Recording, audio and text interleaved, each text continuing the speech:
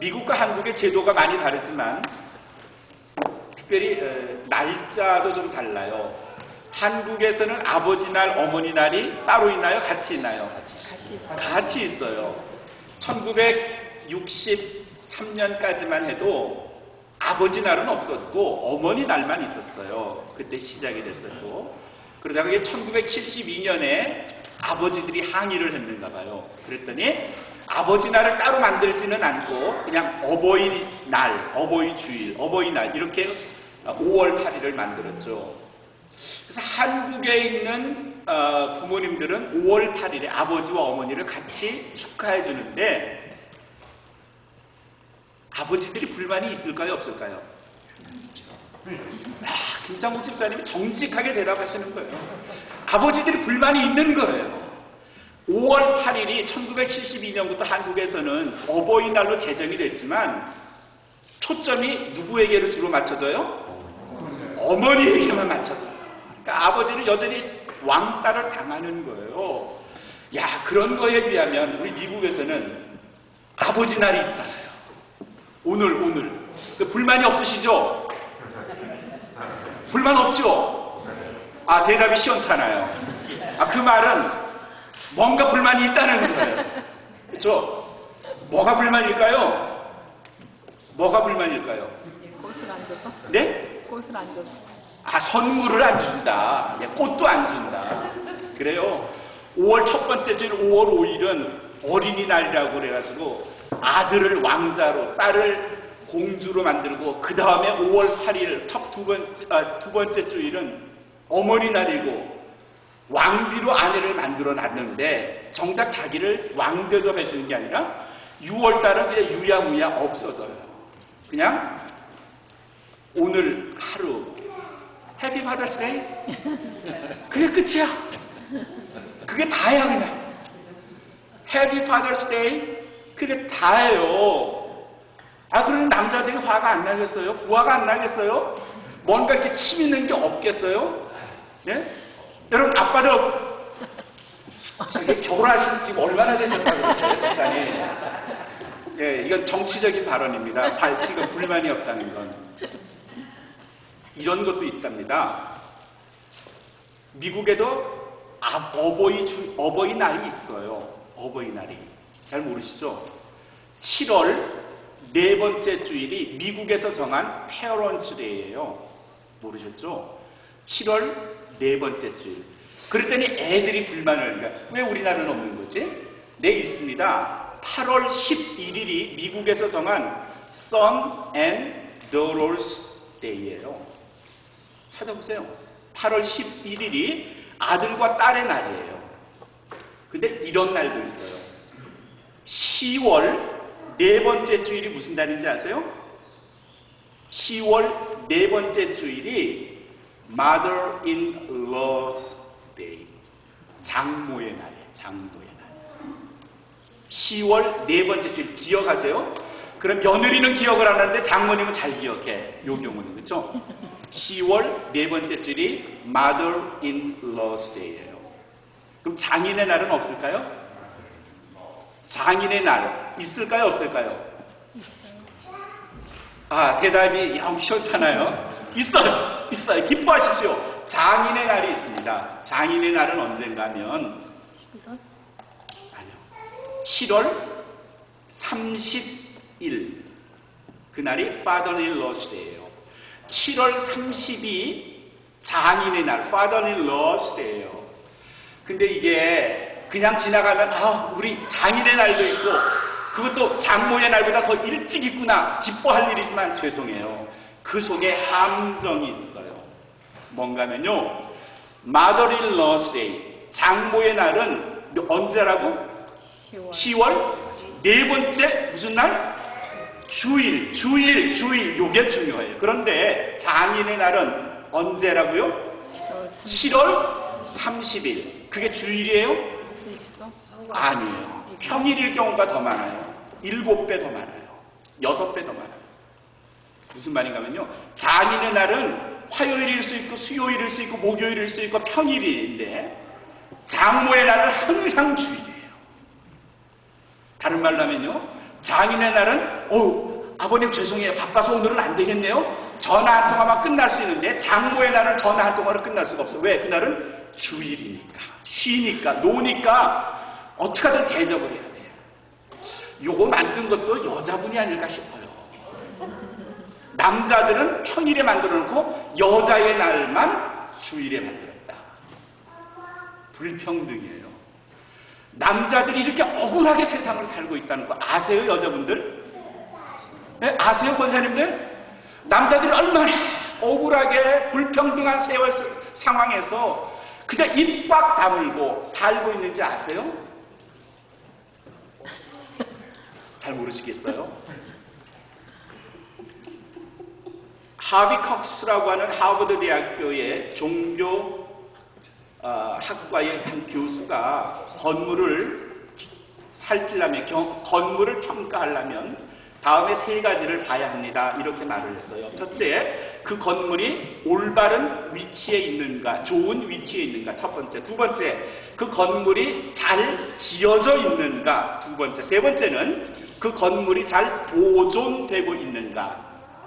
첫 번째는 올바른 위치, right place에 있는가. 두 번째는 right built, 잘 세워져 있는가. 세 번째는 잘 maintain, 잘 보존되어 관리를 잘하고 있는가.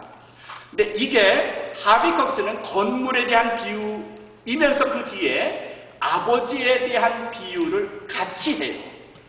아버지가 한 가정에서 올바른 위치를 가지고 있는가. 두 번째, 그 아버지의 위치가 견고한가. 세 번째, 그 아버지의 위치를 잘 받들어주고 있는가, 관리하는가. 이 세 가지를 물으면서 가정의 위기입니다. 세상에서 가장 위험한 곳은 범죄자가 살고 있는 그 동네가 아니고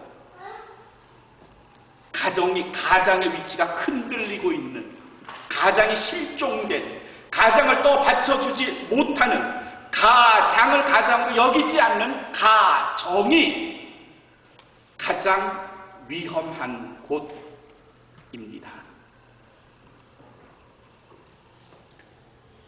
아버지를, 남편을 보통은 가장 그렇게 말해요. 세대주라고도 말하고 가장의 영어가 뭔가 하면요, 가장을 영어로 뭐라는 거거든? Head of household 이렇게 말해요. 가족원들의 두머리다. 그 말은 책임자, 그런 말이죠. 근데 영어에 그 가장을 의미하는 the head of the household라는 말 말고 또 다른 게 하나 있는데, 그게 뭔가 하면 breadwinner. breadwinner. 두 개의 단어가 합성된 거예요. bread가 뭐죠? bread. 빵. 맛있는 빵. winner. 그 말은 이긴 사람, 그 말도 되지만 획득하는 자, 그런 뜻이에요. 빵을 가져오는 자. 다른 말로 하면 생계를 책임지는 사람. 그 말, breadwinner 안에 참담함이 있어요. 남편들에 대한 일방적인 요구가 그 안에 들어가 있어요. 물론 남편의 생계를 책임지는 건 고대 사회에서부터, 원시 사회에서부터 남자에게 주어진 의무이기도 하지만 현대 사회에서는 남편의 의무가, 아버지의 의무가 빵만 가져오면 되는 사람, 생계만 책임지면 되는 사람으로 여겨져 있어요. 보통은 모성애를 많이 말해요. 특별히 포유동물, 인간을 비롯한 포유동물에는 모성애가 무척 강해요. 부성애는 잘 드러나지 않고요. 그런데 조류나 어류에서는 모성애보다 부성애가 훨씬 강하다는 사실 아세요? 황제 펭귄, 알을 낳기만 하고 그냥 가버리면 수컷이 그 펭귄을, 그 알을 영하 수십 도 되는 곳에서 서가지고 그걸 품고 있어요. 오늘 주보에 김상욱 선생님 가시나무새 그런 글을 써주셨는데, 가시국이라는 게 있어요. 이름이 비슷하죠? 가시고기는요, 조정인 씨라는 분이 소설을 썼는데, 가시고기는 암컷이 알을 낳기만 하면 수컷이 그것을 입에 물고 부화할 때까지 자신이 관리를 해요. 그리고 치어가 돼서 또 그 앞에서 놀 때까지 죽어라고 관리해요. 자기가 먹을 수 있는데도 먹지 않는 건 치어를 잠시라도 떠날 수 없기 때문에요. 알을 입에 머금고 있을 땐 먹이를 먹을 수가 없고요. 낳고 나서도 그 치어들이 자랄 때까지 곁을 지켜주기 위해서 자기가 먹는 걸 포기해요. 암컷이 버리고 간 그 알들을 치어가 되고 조금 클 때까지 끝내 지키다가 그들이 커서 떠나면 그 아버지 가시고기는 굶어 죽어요. 그 자리에서. 모성애보다 강한 부성애를 말합니다. 세상에는 고개를 드는 아버지와 고개를 들 수 없는 아버지, 크게 이렇게 나눌 수도 있습니다. 돈을 많이 벌어다 주면, 그래서 빵을 책임져 주면, 생계를 책임져 주면 멋진 아버지예요. 현대사회에서의 가장 멋진 남편은 누구냐? 성공해서 돈을 많이 벌어다 주는 남편. 세상에서 성공적인 여자는 누구냐? 그 남편과 결혼한 여자. 뭐 그렇대요. 남편의 의무가 빵만 가져다 주면, 돈만 벌어다 주면 고개를 들 수 있는 남편일까요? 성경을 들여다보죠. 성경에 고개를 들지 못하는 남편의 모습이 사무엘상에 등장합니다. 사무엘상 2장에 엘리 제사장이라는 사람이 나오죠. 그는 누군가면 어린 사무엘을 어릴 때부터 키워서 훌륭한 제사장이 되게 했던 사람이 엘리 제사장이에요. 그러니까 사무엘의 스승이죠. 이 엘리 제사장이 그 두 아들이 있었는데 그 두 아들을 잘 키워냈으면 좋았을 텐데, 불행하게도 성경은 엘리 제사장의 두 아들이 그렇지 못하다고 우리에게 가르쳤습니다. 사무엘상 2장 12절에 성경은 이렇게 기록하고 있습니다. 엘리 제사장의 두 아들은 불량배라. 불량배라. 그들은 여호와를 알지 못하였더라. 하나님을 알지 못하는 불량배, 누군가 하면요, 제사장의 아들들이에요. 지금으로 말하면 목사님의 아들들, 그들이 여호와를 알지 못한 불량배였대요. 그들의 죄가 거기서 끝나지 않고 17절 쭉 넘어가서 보시면은 그들의 죄가 여호와 앞에 심히 크면, 하나님 앞에 그들의 죄가 아주 큰데 그 크면 그 이유는 뭔가 하면 그들이 여호와의 제사를 어떻게 했다? 경멸했다, 멸시했다. 하나님을 알지 못했을 뿐만 아니라 하나님 앞에 예배드리는 것에 대해서 우습게 알았다, 멸시했다, 경멸했다. 이게 하나님 앞에 심히 큰 죄였더라. 엘리 두 아들의 죄만 언급되어 있는 게 아니고요, 17절에서 쭉 읽어나가서 29절로 넘어가면 하나님께서 엘리 제사장의 죄를 언급하시는데 이렇게 말씀하세요. 그들을, 너 엘리 제사장은 그들을, 그러니까 두 아들을 나보다 더 어떻게 했다? 소중히 여겼다. 엘리 제사장이 그 두 아들을 하나님보다 더 소중히 여겨서 그 아들이 하나님의 제사를 우습게 알아도 그래, 괜찮아, 너희만 잘 자라주면 돼. 예배의 때 마구잡이로 그들이 예배를 우습게 하고 참석 안 하고요, 했어도 그래 잘 놀면 돼, 걱정하지 마. 그 두 아들이 결국 제사장이 돼야 되는데 성인이 된 그 두 아들을 그냥 내팽개친 거예요. 그래, 오냐 잘했어, 그럼 니네가 최고지. 이게 엘리 제사장의 죄라고 성경은 기록하고 있고요. 그 다음에 31절부터 34절까지 보면 이런 아버지와 아들들의 죄를 언급하신 하나님께서 그 집안에 저주를 선포하시는데, 그 다음 31절부터 보시겠습니까? 내가 엘리 제사장의 대를 끊어버리겠다. 너희 집에 다시는 노인이 없을 것이다. 젊을 때 전부 다 죽을 거라. 그리고 34절에는 그 징표로 네가 그렇게 나보다 소중히 아끼는 그 두 아들 홈리와 비느하스가 전쟁터에 나가 이제 곧 죽을 거야. 그 예언이 있은 지 얼마 되지 않아 이스라엘 백성들이 블레셋과 전쟁을 벌이게 됐고 하나님의 법궤를 메고 나갔던 홈리와 비느하스가 전쟁터에서 그만 죽고 말았어요. 나이 98 된 엘리 제사장 그 노구를 이끌고 높은 의자에 앉아서 이제나 저제나 전쟁의 소식을 들으려고 기다리고 있던 엘리 제사장에게 한 사람이 황급히 왔습니다. 그리고 엘리 제사장 앞에 엎드려서 말합니다. 전쟁에 졌습니다. 하나님의 법궤는 빼앗겼고요. 당신의 두 아들은 그 자리에서 죽임을 당했습니다. 나이 98의 엘리 제사장이 그 말을 듣고 뒤로 자빠져 고개가 부러져 그 자리에서 즉사하고 말했어요. 하나님의 저주의 시련이 여기서 끝난 줄 아십니까? 천만에요. 둘째 며느리였던 비느하스의 아내가 임신을 했었는데 남편이 죽었다는 소식을 듣고요. 조산을 하면서 일찍 아기를 낳으면서 그도 그만 죽고 맙니다. 하나님을 우습게 알았고 예배드리는 것에 대해서 소중함을 몰랐던 그리고 그것을 가르치지 않았던 하나님보다 자식 사랑에 더 열을 쏟았던 그의 가정이 몰락해가는 과정이 사무엘상 2장부터 기록이 되어 있습니다. 고개를 들 수가 없는 엘리 제사장이죠. 또 다른 사람이 사무엘 하에 언급되어 있습니다. 그 유명한 The Great King David, 위대한 대왕 다윗. 그도 고개를 들 수가 없어요. 자식 문제에 대해서는요. 근데 그 자식 문제에 대해서 고개를 들 수 없는 게 자식을 잘못 가르친 게 아니라 그 자식 다윗의 죄 때문이에요. 사무엘상 11장부터 시작되는 다윗의 죄, 하지 말았어야 할 일을 한 거죠. 건드리지 말았어야 할 여인을 건드렸고요. 밧세바로 인해서 죄를 범했고요. 그래서 낳은 아이가 하나님이 빼앗아갔고요. 다윗에 대한 하나님의 징계가 거기서 끝난 건 아니죠.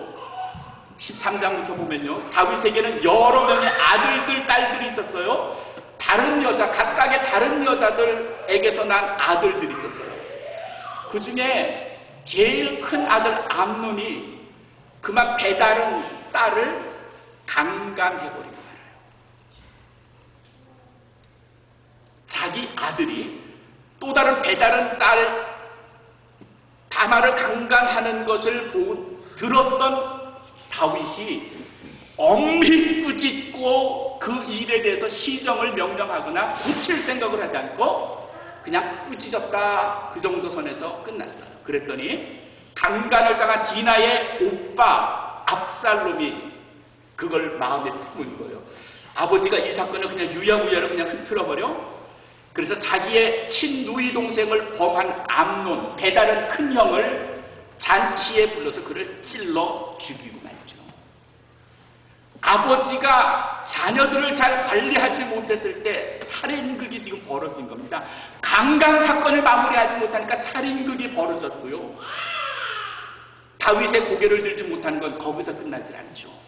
훗날 멀리 도망갔던 압살롬이 돌아와서 자기의 세력을 키우더니 그 압살롬이 어떤 일을 벌였어요? 결국 아버지의 목에 칼을 걸었죠. 한 가정의 the head of the household, 가장이 자신의 직무를 다하지 못했을 때 결국 그 아버지는 자식을 잃고 가정이 무너지고 붕괴되는 모습을 자신의 두 눈으로 목도할 수밖에 없습니다. 현대인의 가정은요, 그냥 아이들에게 교육 여건을 주고 좋은 수입으로 인해서 아내에게 매일 핸드백 사다 주면 끝나는 거겠지만 신앙인의 가정은 그것 가지고는 부족합니다.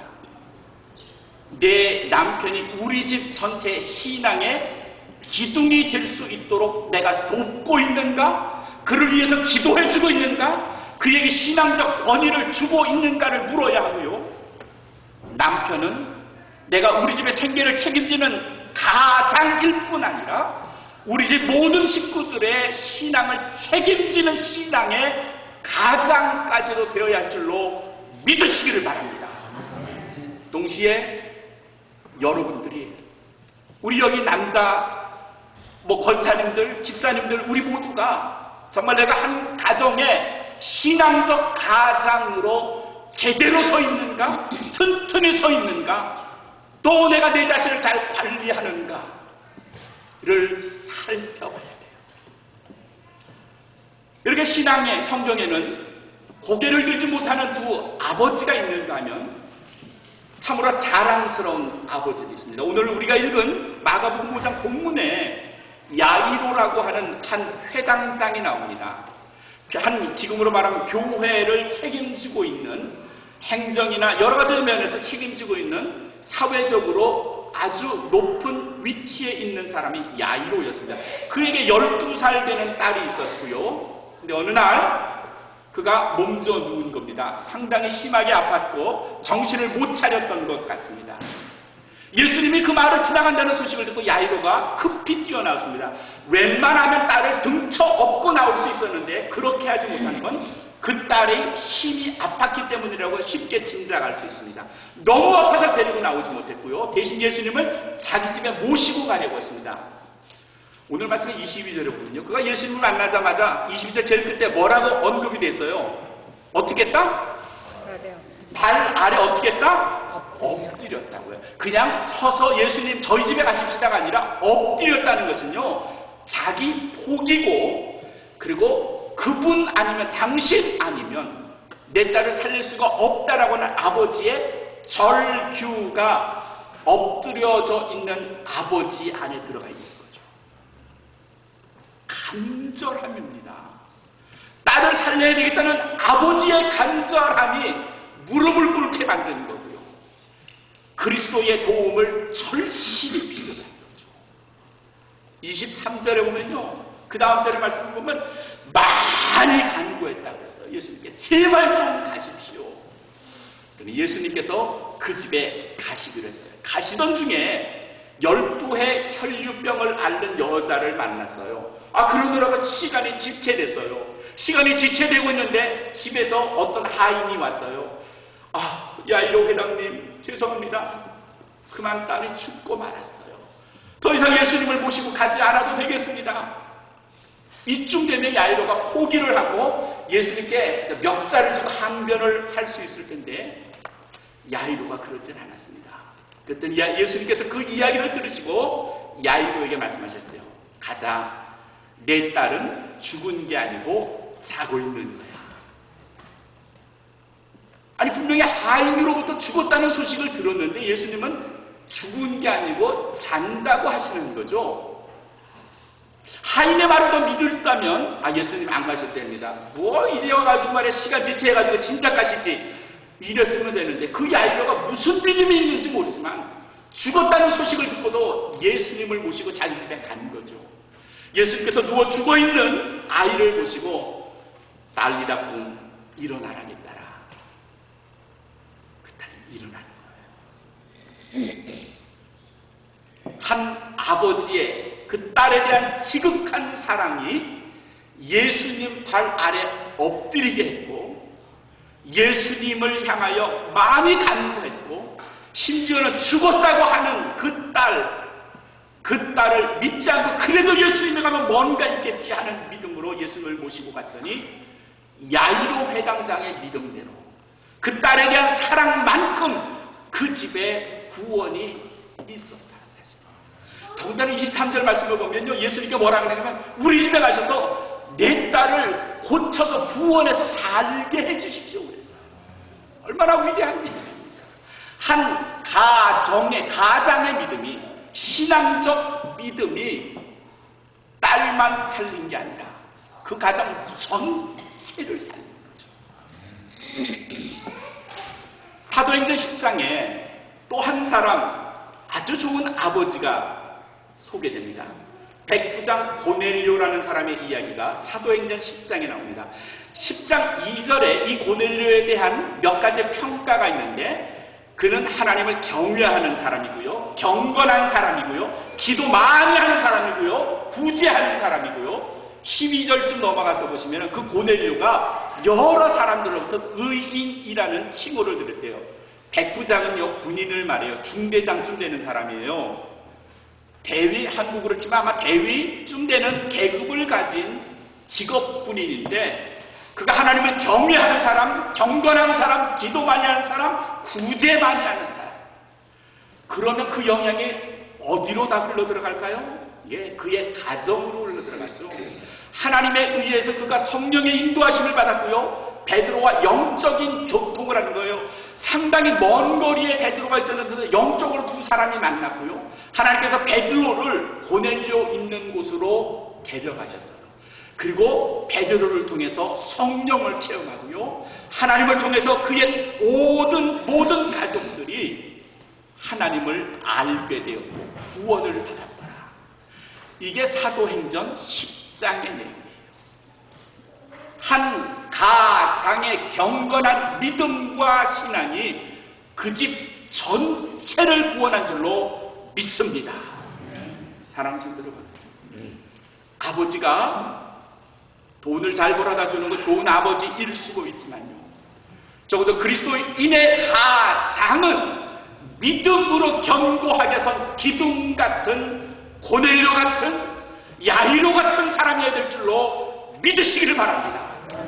이 아버지 날에 우리의 자녀들에게 무엇을 선고해 줄까도 중요하지만, 사랑하는 성도 여러분, 내가 어떤 가장인가를 생각해 보시기를 바랍니다.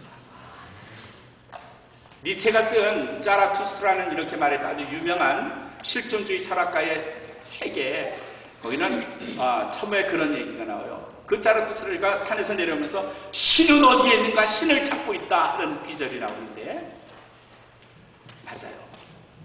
제 UC 샌디에고의 교수였던 독일 출신의 마르크제라는 교수가 어느 날 피켓을 들고 나타났습니다. 시내를 활보했습니다. 나는 이제 아버지를 찾고 있습니다. 그 말은 현대의 실종된 아버지를 찾고 있다는 말입니다. 잃어버린 아버지, 찾을 수 없는 아버지. 한 10수년 전에 김정현이라는 분이 쓴 소설 아버지가, 아마 그게 나중에 드라마로도 만들어졌다죠. 그 김정현 씨가 쓴 아버지라는 소설에 한정수라는 주인공이 제법 국가공무원으로서 좋은 직책을 갖고 열심히 일하면서 집안의 생계를 책임져주는 그런 아버지였습니다. 그런데 집에 들어오면 아들 하나, 딸 하나 있었는데, 집에 들어오면, 늦은 밤 집에 들어오면 자기 아내와 아들, 딸은 아주 정겹게 오손도손 이야기하면서 자기가 집에 들어가면 아빠 오셨어요? 그냥 한마디로 아버지에 대한 인사가 끝나고 자기 방에 들어가서 옷을 풀고 벗고 갈아입고 그 다음에 씻고 자면 더 이상 다른 가족들과는 아무런 인간적 관계를 갖지 못하고 살면서 심한 갈등을 겪는 한정수라는 아버지. 그가 어느 날 친구 의사에게 건강검진을 갖다가 췌장암이라는 선고를 받습니다. 5개월 시한부 인생을 산다는 겁니다. 극한 절망감 속에서 자기가 없는 나머지 세 식구의 인생이 어떻게 될까를 생각하면서 그들이 살 수 있도록 경제적으로 여러 가지 장치를, 방법을 간구합니다. 보험이나 여러 가지를, 퇴직금이나 준비를 해서 가족들이 살 수 있도록 합니다. 그리고 마침내 가족들이 자기 아빠가 자기 남편이 췌장암이라는 사실을 알게 됩니다. 병이 오래 끌면 끌수록 가족들에게 미안하고 경제적인 부담을 줄 것 같아서 자기를 진찰했던 친구에게 안락사를 요구합니다.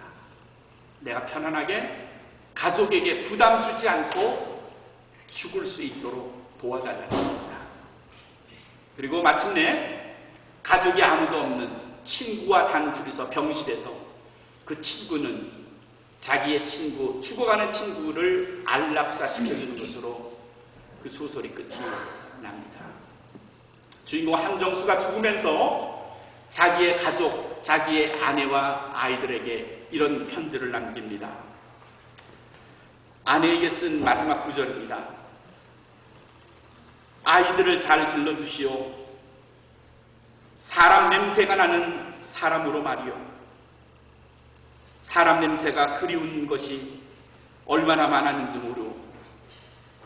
메마른 이 세상 우린 사람으로 남읍시다.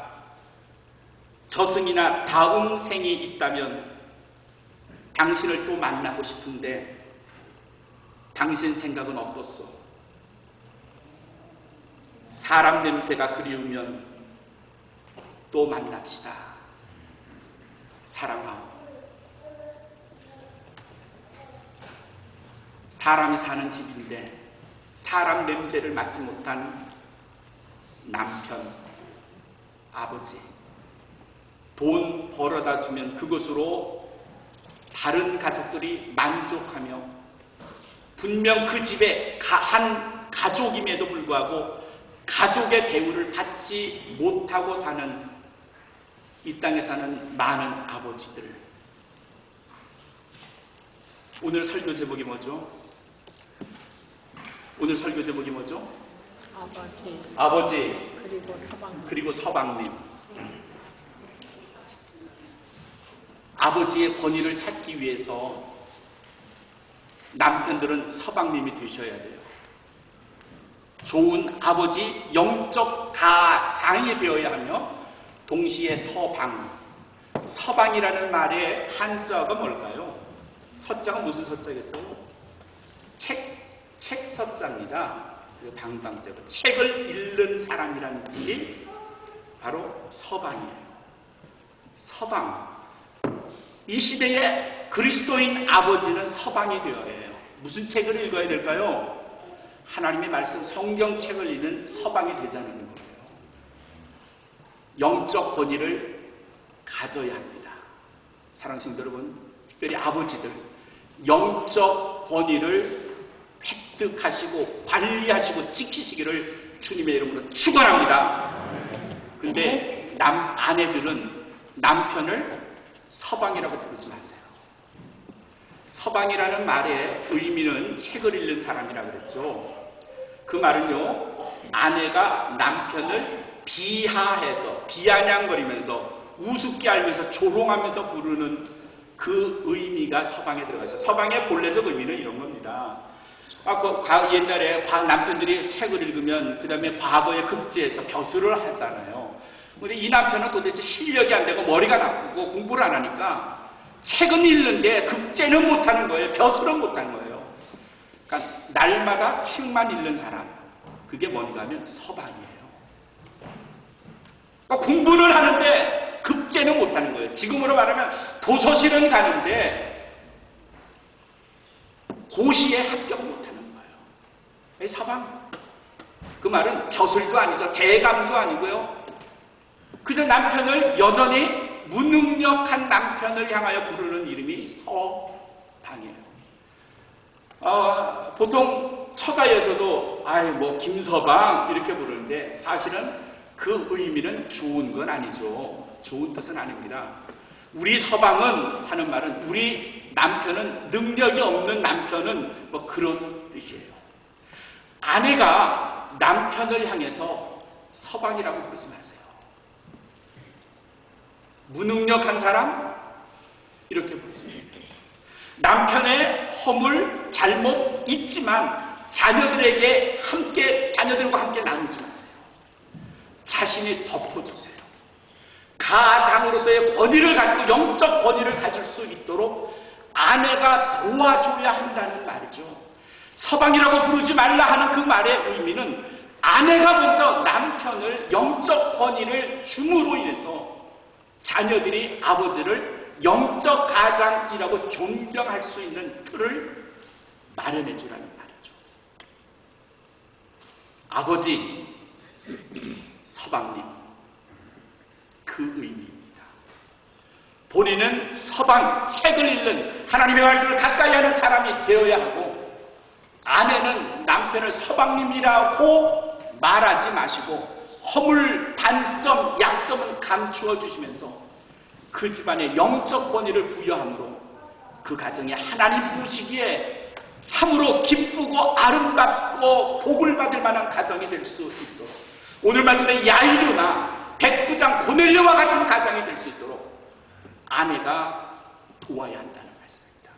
사랑하는 성도 여러분, 사실 남편이요, 아내가 받는 것만큼 자녀들로부터 인정을 잘 못 받습니다.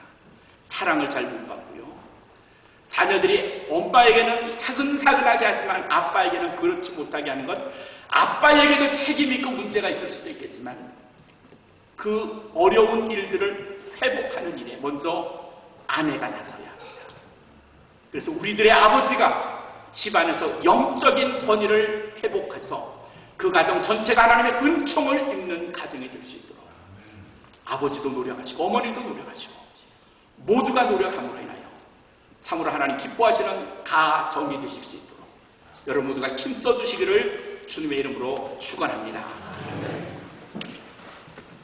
은혜의 주님, 가정이 참 많이 다쳤고 상처를 입습니다. 그 안에